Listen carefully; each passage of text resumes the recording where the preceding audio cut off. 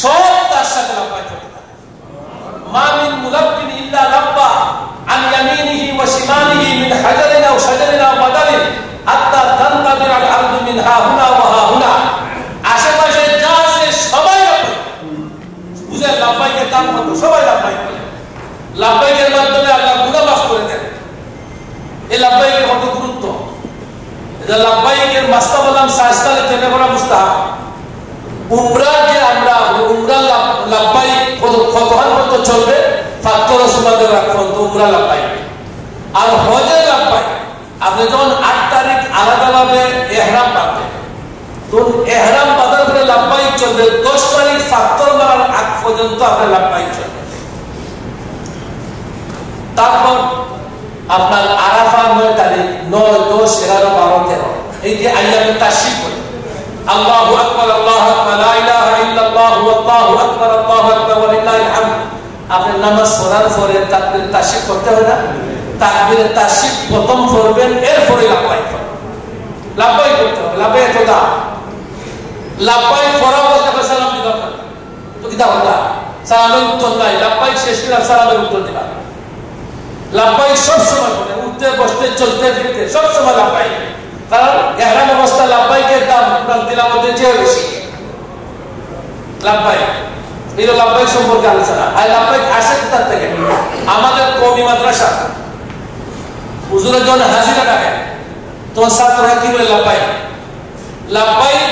ওই ইব্রাহিম আলাইহিস সালামের ডাক দিছিলেন, তখন আমরা লাব্বাইক বলছিলাম। সেই লাব্বাইক হাজিরা, আমি উপস্থিত, যে লাব্বাইক। তারপরে ইহরাম অবস্থা আমরা কি কি কাজ করতে পারবো? ইহরাম অবস্থায় আপনি গোসল করতে পারবেন। অনেকে জানি না আমরা গোসল করবো কিভাবে। গোসল করবেন মানে ময়লা তোলা যাবে না, গ্রামযুক্ত সাবান লাগানো যাবে না, শুধু পানি দেওয়া যাবে। কাপড় চেঞ্জ করতে পারে, কাপড়ের নাম ইহরাম। গোসল করতে পারে। মনে করেন আপনি ইহরামের কাপড় পরিধান কিন্তু আছে, গোসল করবেন, আপনি উপরেরটা রেখে দেন, নিচেরটা পরিবর্তন হলে গামছা পরিধান করে আপনি গোসল করবেন। আবার এই যে কাপড় আছে এই কাপড় সম্পূর্ণ চেঞ্জ করে আরেক সেট আছে, নতুন সেট পরিধান করেন, কোনো অসুবিধা নেই। মাহবুব আপনারা যারা আছে, মাহবুব সেই অবস্থা, সেলোয়ার কামিজ পরিধান আপনি গোসল করে চেঞ্জ করে নতুন আরেক সেট আছে পরিধান করেন। হজের উমরার কোনো ক্ষতি হবে, কোনো অসুবিধা নাই। কারণ কাপড়ের নাম ইহরাম নয়, কাপড়ের নাম উমরা নয়। গোসল করতে পারবেন, ময়লা তোলা নিষেধ, সাবান লাগানো নিষিদ্ধ। পোশাক পরিবর্তন করতে পারবেন, সতর্কতার সাথে চুলকাবেন। আমরা তো ইহরাম বাঁধার পরে শরীরে চুলকানি আসে, সতর্কতার সাথে চুলকাবেন যাতে চুল টুল না পড়ে, সতর্ক থাকবেন। ইহরাম অবস্থায় গড়ি, চশমা, আংটি, মহিলাদের অলংকার ব্যবহার করা যাবে, কোনো অসুবিধা নেই। তবে ব্যবহার না করাটা ভালো। অলংকার আদি আপনি রেখে দিলেন, ইহরাম শেষ তখন আপনি পরিধান করেন। আর ইহরাম অবস্থায় তো মানে আল্লাহ পাগল, যেন শ্বাসসজ্জার বিষয়। এই জন্য অলংকার থাকলেও সমস্যা নাই, কিতাবের না থাকলে পারবে। বেগ ব্যবহার করা যাবে। আমরা বিমান ওঠার বলে সময় হাজি সাহেব ইহরাম বেঁধে উঠছে, ঠান্ডা লেগেছে, ফোমরি দিয়ে তারা ফোমরিতে ফা ডাকতে পারে, মাথা দেখা যাবে না, ফা ডাকা যাবে, অসুবিধা নাই।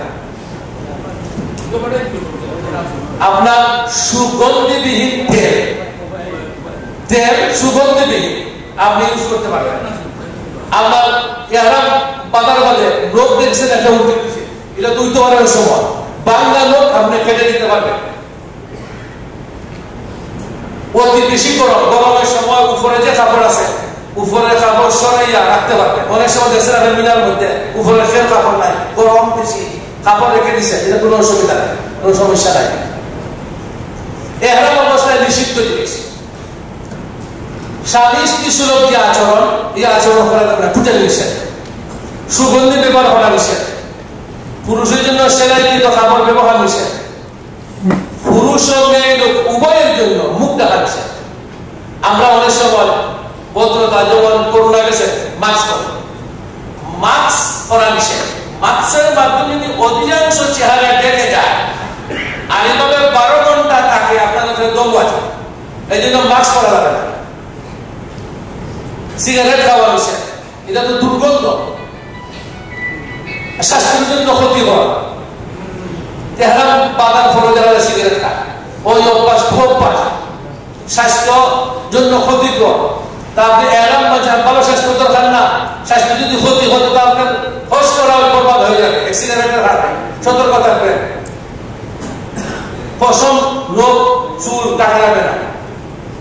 গাছটা আছে অনেক সময় আরহার মধ্যে মিশ্রের গাছ ভাঙিলে, ডাল ভাঙিলে, এগুলা করা যাবে না। সুগন্ধযুক্ত পরিমাণ মাদক বা পেস্ট বেশি অংশ যদি সুগন্ধি থাকে, এগুলো ব্যবহার করা যাবে না। সতর্ক থাকতে হবে। কম থাকলে মাত্র, বেশি যদি সুগন্ধি হয় তাহলে তাদের দম আসবে।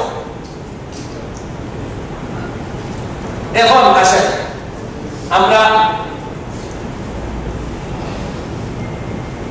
ঘর থেকে এহরাম বেঁধে, মনে করেন আমি এহরাম বাঁধিয়ে তো কিভাবে বাঁধা সবটা দেখাইবা, আলোচনাগুলো আগে শেষ করি। এহরাম বেঁধে ঘর থেকে বের হয়ে মনে করেন আমি বাইতুল্লাহকে হচ্ছি, আমরা কিভাবে ঘর থেকে বের হব, কিভাবে এহরাম বাঁধবো, এগুলো আমি প্র্যাকটিক্যাল দেখাইব আপনাদেরকে। মনে করেন আমি এহরাম বেঁধে আমি বিমানে উঠছি, বিমানে উঠার পরে কিছু রাস্তা আছে, বিমানে উঠার পরে হয়তো আমার বিমানে নামাজ পড়তে হবে, হয়তো আপনার 2টার সময় ফ্লাইট। তো 2টার সময় যদি আমাদের ফ্লাইট হয়, আসর মাগরিবের নামাজ পড়তে হবে। আসরের মাগরিবের নামাজ যদি আমি পড়ি, কিভাবে বিমানে নামাজ পড়ব, এগুলো জানা দরকার। এহরাম বাঁধার পরে সব সময় উজু রাখার প্রয়োজন নেই। উজু যত সময় পারি আমি রাখলাম, উজু নাই অসুবিধা নেই। নামাজ পড়ার সময় তো উজু করতে হবে। এখন সব মানুষ, 400-500 মানুষ কি মানুষ, সব মানুষের উজু করা সম্ভব? তখন তারা বিমান মাটি থাকে, মাটির দলালে হাদিসা বহর আপনারা তৈমুম করে সিটো বসে নামাজ পড়বেন। আমি হয়তো জীবনও তৈমুম করি নাই, নামাজে পড়ি নাই ঠিক মতে, তৈমুম করবো করি নাই। এখন তো আমি জানি না কিভাবে তৈমুম করবো। এই ধরনের আমি হজ থেকে আসছি, আমার পাশে এক হাদিসা মাটি দিছি, তৈমুম হলে তখন তৈমুম তো হয় না। আমি তো এসে পারা জানি না, আমরা দেখাই দেয়, আমরা হয়তো অনেকে তৈমুম জীবনও করছি না।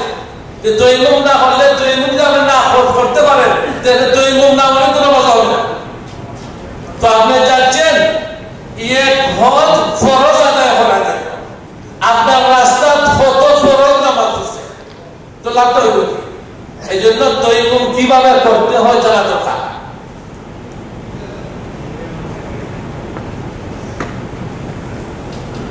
প্রথম মাটি যখন দিলে, দেওয়ার পরে তৈমুম 3 ফরজ।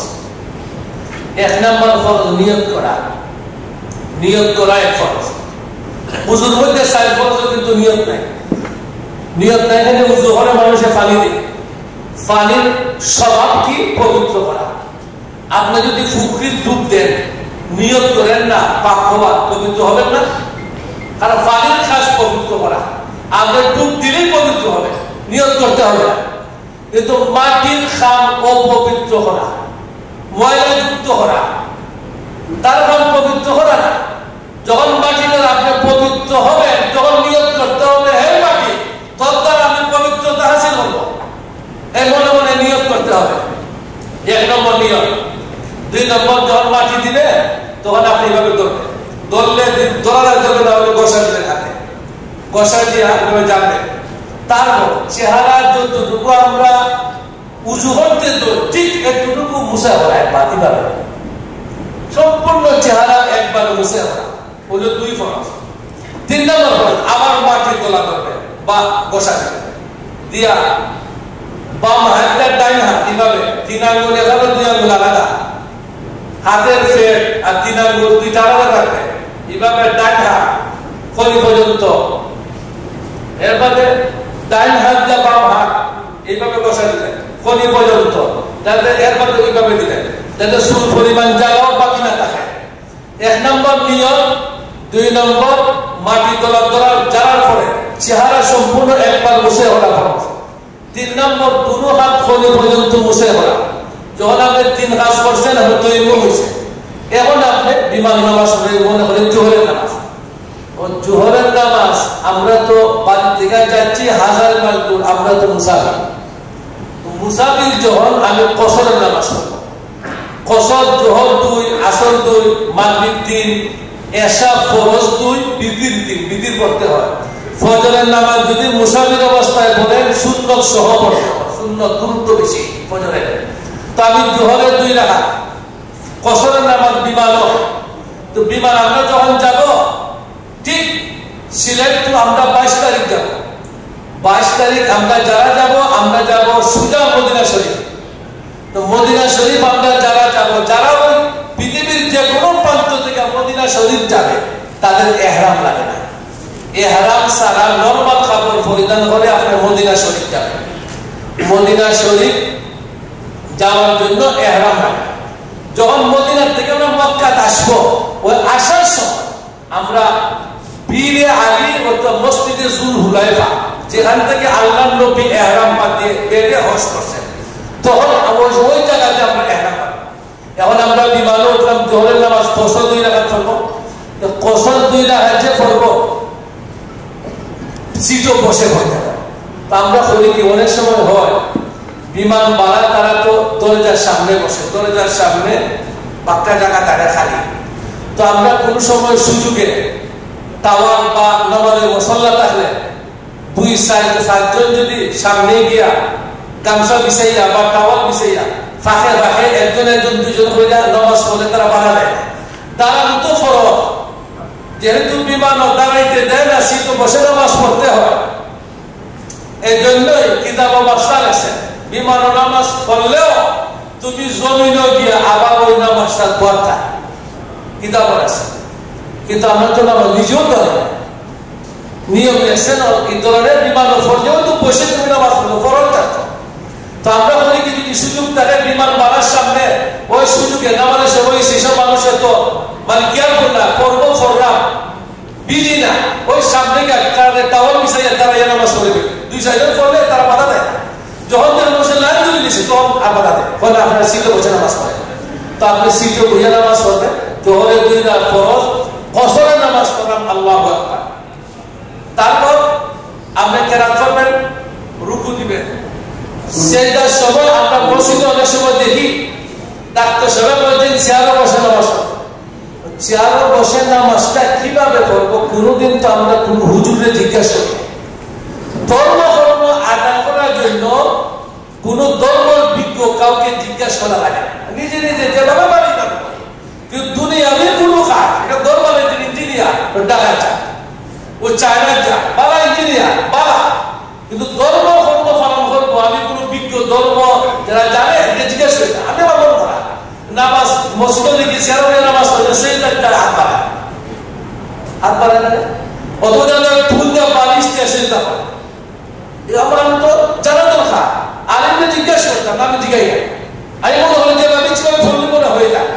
তো নামাজটা পড়ে আমি রুকুতে যাবো, মাথা ঝুঁকাই, সেজদাতে যাব, হাত উড়াতে ফেরানোর জায়গা থাকবে, মাথার একটু বেশি ঝুঁকাইবে। রুকুতে এতটুকু, সেজদা আর একটু বেশি ঝুঁকাইবে, হাত জায়গা থাকবে। এইভাবে আমি কসরের নামাজ জোহরের সময় 2, আসরের সময় এইভাবে পড়বো। নামাজ যাতে সফরের হালত মিস না হয়। আপনি যাচ্ছেন 1-1.5 মাসে 1 ফরজ আদায় করবেন, আর আপনার জমা ফরজ নামাজ একটার পর একটা যাচ্ছে, আপনার কোনো কেয়ার নাই, কেয়ার নাই না, এটা হতে পারে না। এই জন্য আপনার খুব কেয়ারফুল থাকবেন, সফরের নামাজ যাতে মিস না হয়। বিমান দিয়া আমরা মনে করেন আমরা মক্কাতে, যারা মক্কাতে এরপরে যত ফ্লাইট আছে সব আমরা মক্কাতে যাব। 22 তারিখ ফ্লাইট শুধু আমি যাব, এবং 22 তারিখ ফ্লাইট আপনি যাব মদিনা শরীফ। মদিনা শরীফ আমরা যারা যাব এহরাম ছাড়া, এহরাম ছাড়া যাবো। আর মক্কা যারা যাবেন এহরাম দেশ থেকে এহরাম বেঁধে আমরা মক্কা যেতে হবে। এখন মক্কা গেলাম, মনে করেন মক্কাতে আমরা গিয়ে পৌঁছলাম, মক্কা হোটেলে পৌঁছার পরে আমরা যারা তমত্তু করনেওয়ালা, খেয়াল করবেন, তমত্তু করনেওয়ালার জন্য প্রথম উমরা নিয়ম, উমরা নিয়ম, শুধু উমরা। আপনি যে কোনো জায়গায় প্রিয় মক্কা যান, প্রথম উমরা নিয়ত করে যাবেন। উমরা নিয়ত কি? আল্লাহ আমি উমরার ইহরাম বাঁধলাম, তুমি সহজ করো, কবুল করো। এই কথা হওয়ার পরে তিনবার লাব্বাইক জুড়ে জুড়ে করবেন। পুরুষ যারা জুড়ে জুড়ে, মহিলা আস্তে আস্তে। শুধু উমরা নিয়ম। উমরা মক্কায় গিয়া উমরা কমপ্লিট করার পরে আপনি রেস্ট নেবেন। আরবি জিলহজ মাসে 8 তারিখ যখন আসবে, 8 তারিখ, এখন তারা মুআল্লিম যারা আছে বা সৌদি আরব গভর্নমেন্টের আইন 7 তারিখ রাত্রে হজের ইহরাম বেঁধে আমরা মিনাতে চলে যাব। যাওয়ার কথা ছিল 8 তারিখ সকালে জোহরের আগে, কিন্তু এই কত বছর ধরে তারা রাত্রি নিয়ে যায় আমাদেরকে মিনা। তো যারা তমত্তু করনেওয়ালা দেশ থেকে যান, যে কোনো জায়গা থেকে মক্কা যান, সর্বপ্রথম উমরার শুধু নিয়ত থাকবে, আমি উমরার ইহরাম বাঁধলাম, তুমি সহজ করে কবুল করো। এরপর 3 বার লাব্বাইক ইহরাম বাঁধা হইল। এই অবস্থায় মক্কা গিয়া উমরা কমপ্লিট করে রেস্ট করবেন। আর যারা আমরা কেরান করনেওয়ালা, কেরান যারা মাস্তা মাসে আমরা জানি কষ্ট করতে পারি, ইহরাম দীর্ঘ হবে, এতে অসুবিধা নাই, আমার স্বাস্থ্য হবে বেশি। তো কেরান করনেওয়ালা যারা, তারা চেষ্টা করবেন শেষ ফ্লাইটে যাওয়া, লাস্টে যাওয়া। তো তারা করবেন কি, হজ উমরা একসাথে, হজ এবং উমরা একসাথে নিয়ত করবেন। যে কোনো দেশ থেকে আপনি মক্কা যান, আপনি নিয়ত করবেন আল্লাহ আমি উমরা এবং হজ একসাথে আদায় করার নিয়ত করা, আল্লাহ তুমি সহজ করে কবুল করো। কেরান মানে মিলিত, দুই ইবাদত একসাথে আপনি আদায় করতেছেন, এর নাম কেরান। হজ এবং উমরা একসাথে নিয়ত করা। আর তামাত্তু শুধু উমরা। নিয়ত করার সময় খেয়াল রাখতে হবে, আপনি যদি উমরার সাথে হজ মিলাই ফেলেন কেরান হয়ে যাবে, আর নিয়ত করে ফেলে বাংলা যাবে না। এই জন্য খেয়াল রাখতে হবে, আমি শুধু উমরা, প্রথম উমরা নিয়ত করবো, তামাত্তু। কেরান হজ উমরা একসাথে, আল্লাহ আমি হজ এবং উমরা একসাথে নিয়ত করলাম, তুমি সহজ করে কবুল করো, হয়ে আপনি লাব্বাইক 3 বার করবেন, কেরান। আর আমরা যারা বদলি হজ করব, এদের জন্য ইফরাদ। তো আমি বলছি ইফরাদ শুধু হজ। দেখেন, যে হজ করায় তার উপরে তো আপনার দেশ থেকে হজ করা। আপনি যদি তামাত্তু করেন, তামাত্তু মানে কি, আপনি দেশ থেকে উমরা নিয়ত করে নেবেন আর মক্কা থেকে হজের নিয়ত করবেন। অথচ যার জন্য হজ করছেন তার উপরে হজ ফরজ দেশ থেকে। এই জন্য কইরা দিন বদলি হজ করবা, যেখান থেকে তার উপরে হজ ফরজ করছে, ওখান থেকে তার মানুষ করেনা, ওখান থেকে যে হজের নিয়ত করে যাবে। এরপর মুহাক্কিক মুফতি আলী কেরাম বর্তমানে বলছেন যে উনি যদি পারমিশন দেন তাহলে তো মুক্ত করতে পারবেন। উনি যদি ইফরাদ হজ করেন, বদলি হজ, তাহলে শুধু হজের নিয়ত করবেন। তো হজের নিয়ত কি, আল্লাহ আমি অমুকের